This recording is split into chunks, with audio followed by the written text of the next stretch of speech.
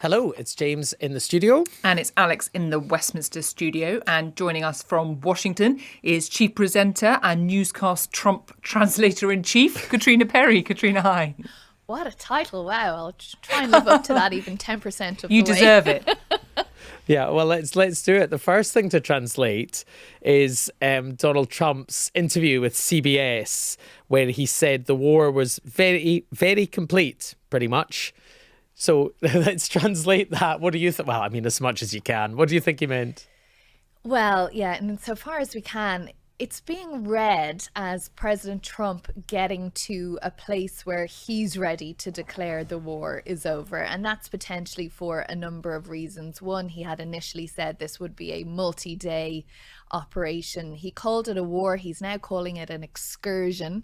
For the studiers of language, the change in wording there, it's quite interesting.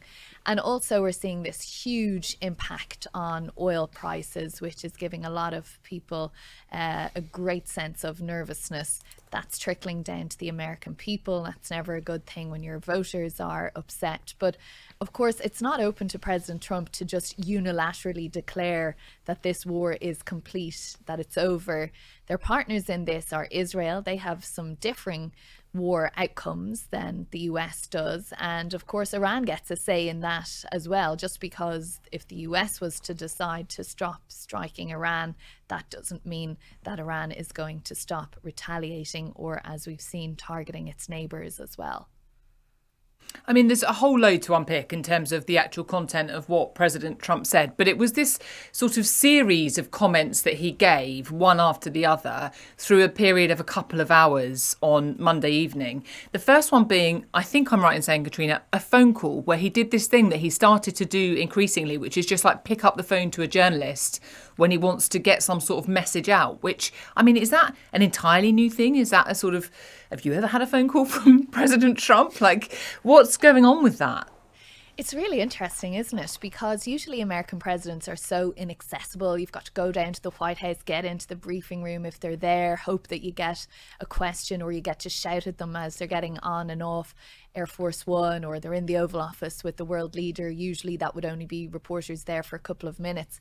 But we've seen President Trump be the most accessible president to a group of journalists, to reporters that we've ever seen. And the statistics are there to back that up. And what he started doing in the last few months is sometimes he calls reporters, but most of the time it's the main anchor networks here, the big sort of celebrity superstar TV news presenters here and chief White House correspondents, just calling the president themselves. He's given them all his phone number and he actually answers the phone, and then on occasion he calls them, and he tends to ring a few people on a day. You know, he's kind of sharing the love. He doesn't give just one scoop to any one outlet, but it's quite extraordinary. And you know, it's tremendous access for those who get the phone calls, of course, but there are questions there about doing it the old-fashioned way, which was calling a press conference, or in this case, when you're talking about starting or ending a war, having a sort of sit-down live address to the nation. But it's a very curious way of doing business. But of course, President Trump, master communicator, master marketeer, and he's looking for methods that get his messages right out there into the public domain straight away. And not just calling journalists, but addressing Republican lawmakers to try to get his message out, and also holding a news conference. And let's have a bit of a listen at what he said there. It's the beginning of building a new country, but they have no Navy, they have no Air Force, they have no anti-aircraft equipment. It's all been blown up. They have no radar, they have no telecommunications, and they have no leadership. It's all gone. So, you know, you could look at that statement. We could call it a tremendous success right now as we leave here. I could call it, or we could go further, and we're going to go further. I mean, even in that one clip, we could do this or we could do that. I mean, to be fair to Donald Trump, Caitríona, one of the things that he has said, or people have said on his behalf repeatedly, is it is strategically not necessarily very useful or clever to telegraph your next move to your opponent. And so are we perhaps just seeing Donald Trump do what he often does, which is just try to confuse people? Yeah, that's exactly it. I mean, it's not just President Trump, it's the same of leaders in any country. If you're engaged in any kind of war or attack or defensive action, you're not going to tell the media or the people in your country exactly what you're going to do before you do it. You lose your strategic advantage. I think why we see all these different sort of comments from President Trump is because of what we were just talking about, the level of accessibility, the amount of times that he has been in front of cameras talking to journalists in the last, what are we at now, 10, 11 days since this war began, means that he's constantly being asked for an update and he feels he has to give one, but within those confines of not actually saying anything, which is, the art of the communication in this realm. It's interesting because we had in this sort of series of comments that came out over a period from President Trump on Monday evening, the first one being this, the war was very complete pretty much, which a lot of people read as a sort of deliberate attempt, as you said, Caitríona, to calm the oil markets, because there were nerves among governments really right across the spectrum about the potential economic impact of what's happening in the Middle East. But I guess the consequence or potential consequence of this seemingly shifting position from President Trump, or this sort of deliberate vagueness about timelines and about what might happen next, is that then the people who are then having to respond on behalf of the US government in other capacities don't really know what they have to say. So you've got Pete Hegseth giving a news conference on Tuesday. He is the Secretary of State for Defence, or as he likes to call himself the Secretary of State for War. And then he was sort of having to somehow match what the president had said in all of its kind of unspecific, slightly changing implications about what was actually going on in Iran. We can hear a little bit of him when he was asked about it. We are winning with an overwhelming and unrelenting focus on our objectives, which are the same as the day I gave my first briefing here on Operation Epic Fury. They're straightforward, and we are executing them with ruthless precision. 1, destroy their missile stockpiles, their missile launchers, and their defense industrial base, missiles and their ability to make them. 2, destroy their navy. And 3, permanently deny Iran nuclear weapons forever. So you've got there Pete Hegseth, who was saying about the most intense day of strikes in Iran, but then setting out what he saw as the objectives of the US efforts in Iran. Have they changed much? Is he right to say that he's been consistent about it? Because, of course, from President Trump, we heard him sort of flirting with the notion of regime change initially, as well as talking about the nuclear program and ballistic missiles and the like. Yeah, in those first few videos that we heard from President Trump in the first kind of 36 hours after these strikes began, he was talking about the people of Iran rising up, seizing back their country. He said something along the lines of, "You'll never have a better chance than you have now." But since then, it really has been quite consistent in terms of these 4 points that you heard Pete Hegseth outlining there. We've heard them from him a few times. We've heard them from the president a few times. We've heard them from the Secretary of State, Marco Rubio, a few times. And there hasn't been really much of a reference or any of a reference to the people of Iran. On the issue of regime change, we did hear President Trump saying on Monday that the Ayatollah's son, who's been put in place now, Mojtaba Khamenei, that he wasn't a good guy. He wasn't going to be there for very long. He didn't think he was the right leader. But he has said in the past few days that the person or people that he thought could be good leaders had all been killed in these strikes. Where we do see differences, though, is between the US and Israel. When Pete Hegseth and Donald Trump are talking about, this being nearly over and they're kind of going to go in super heavy before it ends. When you look at Israel, their stated war aims are about ending the regime, about completely putting Iran in a place where the regime has no power at all. And that's not what we're seeing now, and that's not what we're hearing from President Trump. And it was really interesting to see actually Senator Lindsey Graham, who is a good ally of President Trump. They've had their ups and downs over the years, but they're firm friends at this point.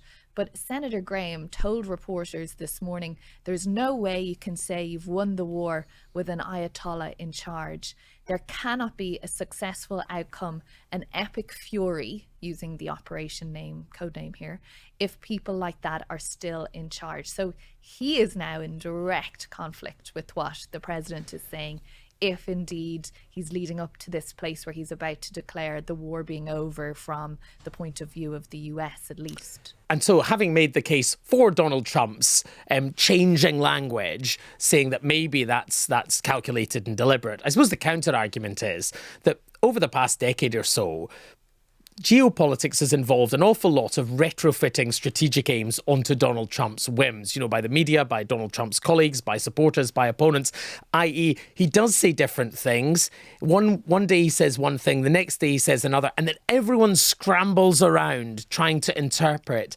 But maybe sometimes the obvious is the true thing, which is he's just not sure what he thinks himself, and he sometimes changes his mind and changes it often. I mean, there are a whole pile of people making a living out of trying to decode President Trump, what he says at the time and what he meant to say and what he intended to say. And I'm sure we'll see PhDs in this for the next few decades. And the fact of the matter, I suppose, is we can only go on what the president says on any given day. And we can only go on the actions that we see on any given day. And the actions that we're seeing today and for the last few days are this heavy bombardment of Iran by the US and by Israel. And we're not seeing at this point anyway any sense of downscaling the infrastructure that the US military has out there, personnel being removed or anything like that. So until we see that happening, the US is still very firmly in this war in Iran, even if the president wants to call it an excursion now. And until we're not there, we're there. And from an American public perspective, as long as they're seeing those oil prices continuing to go up, as long as they're seeing Americans losing their lives, 7 US service members already dead at this point and many others injured, then President Trump is really trying to manage that message here in the US, as well as sort of navigating the foreign policy part of it and the upset that it's causing with all of his allies as well. And just on that point, Caitríona, it's interesting. I wonder, has there been much sort of polling done on how people in the US are feeling about the actions of the US in Iran right now? We've had quite a few polls, actually. Now, I will just put the health disclaimer in there that a lot of these, the sample sizes are just about 1,000 people, which, is mathematically correct for polling. But when you're talking about a country this size, you have to be careful not to read too much into these polls. But almost universally, the polls show that the American public are firmly against this war. It splits a bit along party lines. You get huge percentages of Democrats are against the war, in the 80s and 90s, a bit lower than that when you're talking about Republicans, more like 60-70%. But, all of the polls showing that Americans are not in favor of this. And interestingly, there was one poll in CBS News which said that 62% of the American public of all political persuasions felt that the president had not explained to them well enough or at all just what the objective was in launching these strikes on Iran.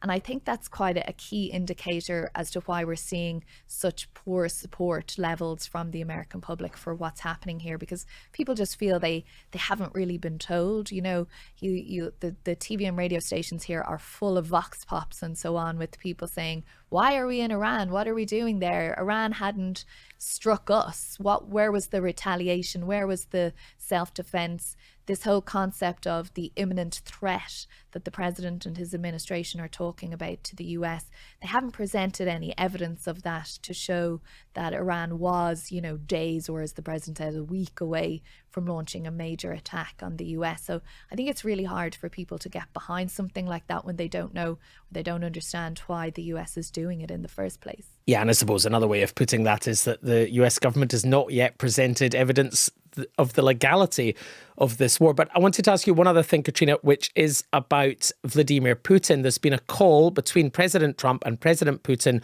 of Russia. And afterwards, Mr. Trump said that the US was considering easing oil-related sanctions. What do we know about that call? Yeah, this is something that has really inflamed a lot of people here in the US, particularly those who are very much against this war effort, is that President Trump has been speaking to President Putin while there is reporting that Russia has been sharing intelligence with Iran as to the location of some of the US military assets and US military movements, in other words, helping America's stated enemy in this war. So a lot of anger about that.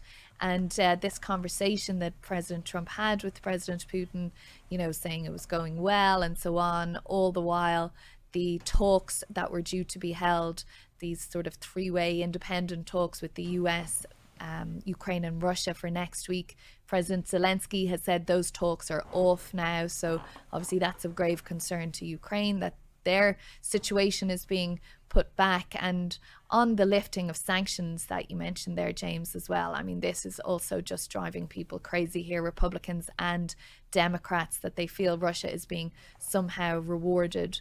The president spoke in that speech that he made at that press conference that he gave at Mar-a-Lago on Monday about lifting some sanctions on some countries. Didn't name any, but we have already seen from the Treasury Secretary Scott Bessent that there were sanctions on India, if you remember, to stop it buying Russian oil. Well, they've lifted that for 30 days to allow India to buy Russian oil. And the concern here is that that's just the opening of a door to sort of welcoming Russia back into the international table, and it's going in the completely opposite direction to everything that we're seeing from the Europeans in terms of trying to shut down Russia and really cut off its revenue flows from oil. So many aspects and potential consequences of this. Caitríona, thank you so much for being our Trump translator. Talk soon, guys. Alex, that idea of prime ministers or presidents just phoning you, I mean, it's like gold, isn't it? If you're a journalist, we all want that to happen. Yeah, I have to say it's never happened to me. Neither Keir Starmer nor any other prime minister has called me directly to give me some quotes, but I wouldn't say no if they wanted to. No. I think that what's probably more familiar in the Westminster system is that you get their kind of head of comms on the phone. Now that can happen quite regularly, not least when they want to complain about something that you've done or said. I mean, that's sort of a little bit more the norm in the kind of system here, is that it's sort of the comms chiefs that will get on the blower to journalists, and this is of all parties. Yeah. To complain or correct or argue or push or do whatever else. That's a much more regular interaction than the kind of top dog themselves. It is, but there's definitely a thing, isn't there? I mean, without going into opening our contacts books, there's definitely a thing where you have all sorts of people's numbers and you have all sorts of conversations with all sorts of people, but that does tend to shift dramatically when they become actually in charge. Yeah. If you're lucky enough for them to be your I mean, first of all, I'm pretty sure they changed the numbers at that point. Well, I think some do, but do you remember that Boris Johnson famously didn't? Yeah. And then his mobile number got kind of published and then he had to change it because a lot of people realised he had the same number that they probably had stored in their phones. But I think a lot of them probably do change their number when they get into Downing Street or wherever else it might be. But I guess a good lesson is keep your contacts book up to date because you never know when that number might come in handy. Yes. So one thing that you might have heard quite a lot about in the last week or so is the Strait of Hormuz. Even on Monday, President Trump was writing on his Truth social media account all about this. I'll read you a couple of lines of what he said. He said, if Iran does anything that stops the flow of oil within the Strait of Hormuz, they will be hit by the United States of America, capitals 20 times harder than they have been hit thus far. And then he goes on to say other things. But there's been such a lot of focus on this particular stretch of water, the Strait of Hormuz. Yes, and the question is why? Why is that so important? And why does so much oil flow through that one bit of water that next to Iran? And to answer those questions is Michelle Wiese Bockmann, who is Senior Maritime Intelligence Analyst at Windward and an expert on all things shipping and trade. Hello, Michelle. Hello, how are you? Very well. Thank you for joining us. You can help us understand what is going on here. I mean, Michelle, we've heard so much about the Straits of Hormuz, but I just wonder, before we get into a little bit of detail about exactly what's happened and all of the implications of that, if we can kind of just take it back to basics and explain kind of why this has become so significant in this war. First off, I guess, just the geography. Where is the Straits of Hormuz and why has that become so key? Well, this is a key narrow choke point through which 20% of the world's oil and gas goes through, 20% of the world's fertilizers, significant container trade throughput as well. But importantly, there's not really any alternative route There's some pipelines, and Saudi Arabia are now sending some of their oil to the Red Sea, and I think there's another pipeline in the UAE.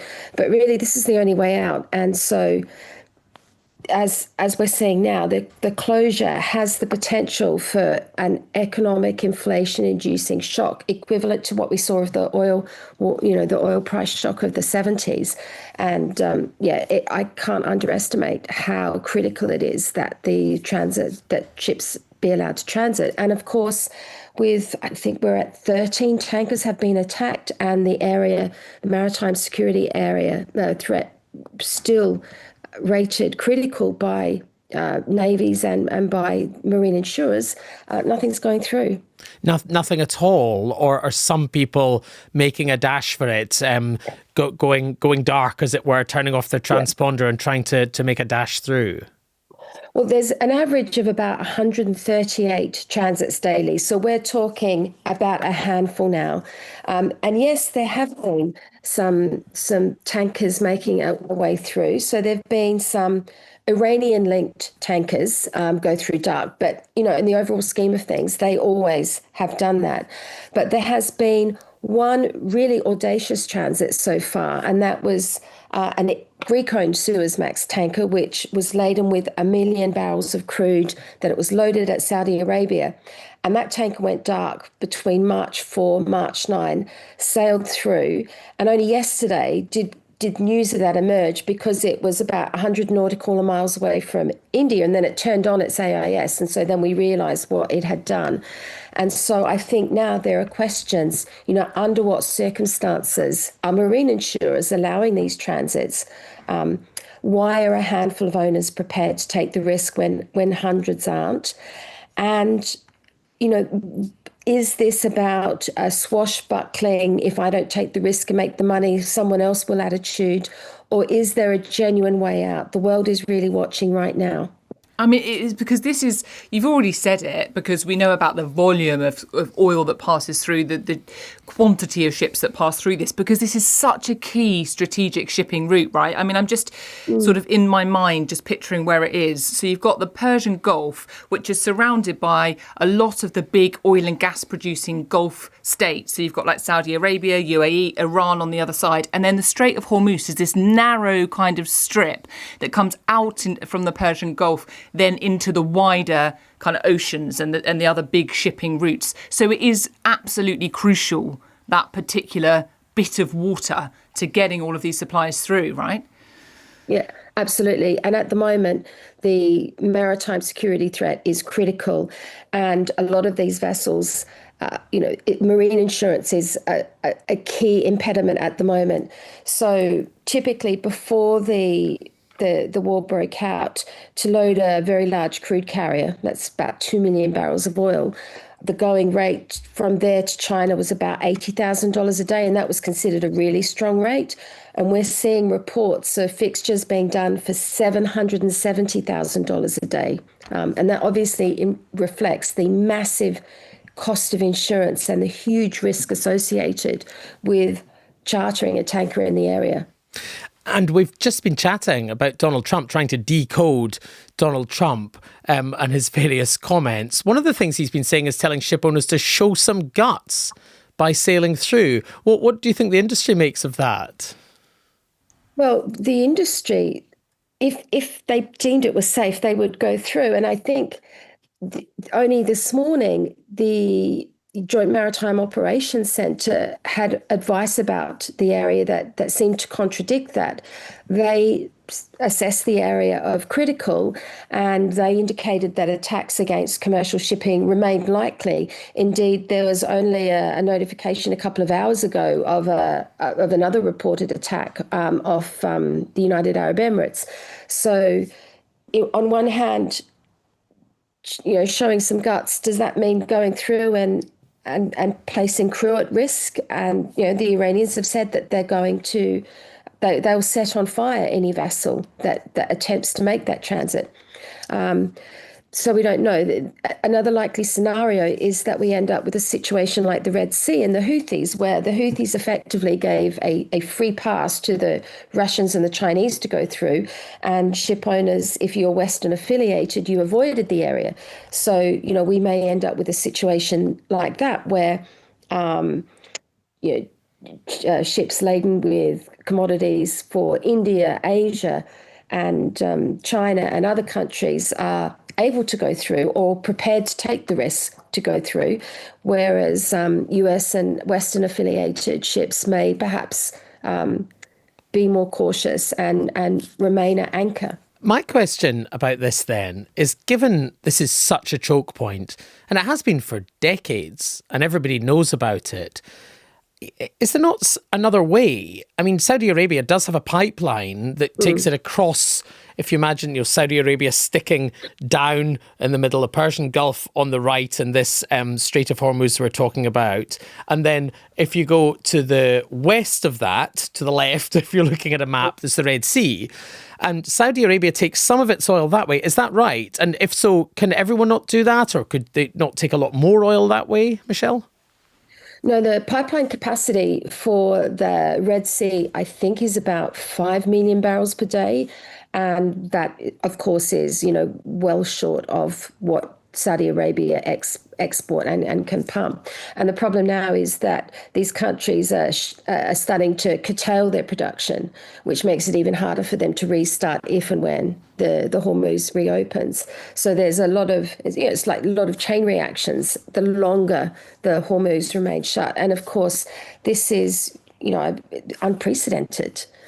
Nobody in my world thought that the strait would close, because so much of the oil and the energy heads to Asia, and that geopolitically, countries like China and India would be able to have some sway and ensure that the choke point remained open. Given that then, so from a sort of geopolitical perspective, how does Iran have the power to effectively shut down the Strait of Hormuz? I mean, I think the Iranian foreign minister has said, we haven't closed the strait. They've blamed sort of Israeli and American aggression causing instability in the region. But clearly the actions of Iran and the kind of threats that have been made to ships passing through has had a direct impact as well.